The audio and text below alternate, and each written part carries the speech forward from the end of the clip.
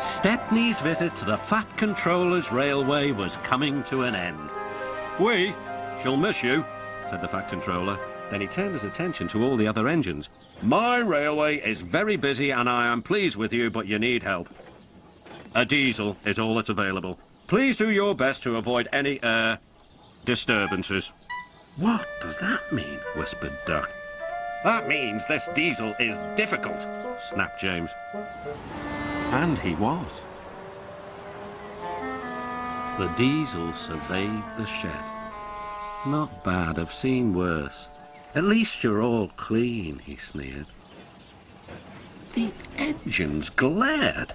"It's not your fault, but your controller should scrap you and get engines like me. A fill of oil, a touch on the starter, and I'm off. No bother, no waiting. They have to fuss around you for hours before you're ready." The engines were furious. Next morning, they held an indignation meeting round a turntable.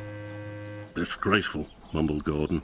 "Disgusting," said James. "Despicable," spluttered Henry. "To say such things to us," cried Donald and Douglas. "It's to teach him a lesson we'd be wanting. Now how do we do it?" The chance came sooner than expected. The diesel was purring comfortably. An inspector watched the fitter making final adjustments. The wind tugged at the inspector's hat. The diesel was ready. "Look at me, Duck and Stepney. Now I'll show you something." He rolled proudly towards his coaches. Then it happened.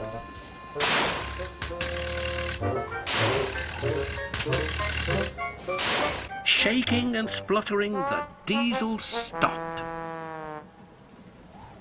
Meanwhile, the inspector was looking for his hat. The diesel seethed with fury as Duck and Stepney pushed him back to the shed. "My hat!" exclaimed the inspector. "You've sucked it through your air intake." "Bother your hat," said the Fat Controller. "The heavy train's due out. You'll have to take it, Duck. Stepney, will you help, please?" "Thank you, sir," cried Stepney. "I'd like a good long run on my last day." The engines were soon ready. "Gordon will take over from halfway, so get the train there. Good luck." "Don't worry," smiled Stepney. "We'll get there and be early, too." The cavalcade moved carefully over the rails and out to the open line. "Now for a sprint," puffed Stepney. "I'm ready when you are," replied Duck. Soon they were whizzing through Edward Station. And next, they charged at Gordon's Hill beyond. They felt the drag of the heavy coaches here. It was hard work.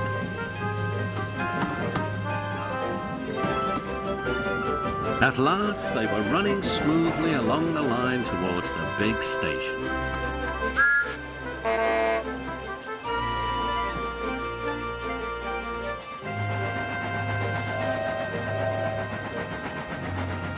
"Hello," said Gordon. "You're early. That's one in the headlamp for old Diesel."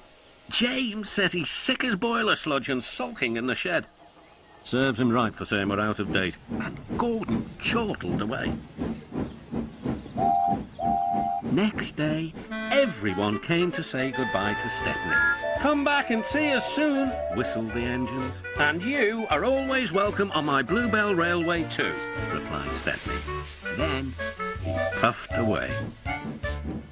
And what about Diesel? He'd slipped out whilst no one was looking. He said goodbye to no one but left two things behind: a rather nasty smell and a battered bowler hat.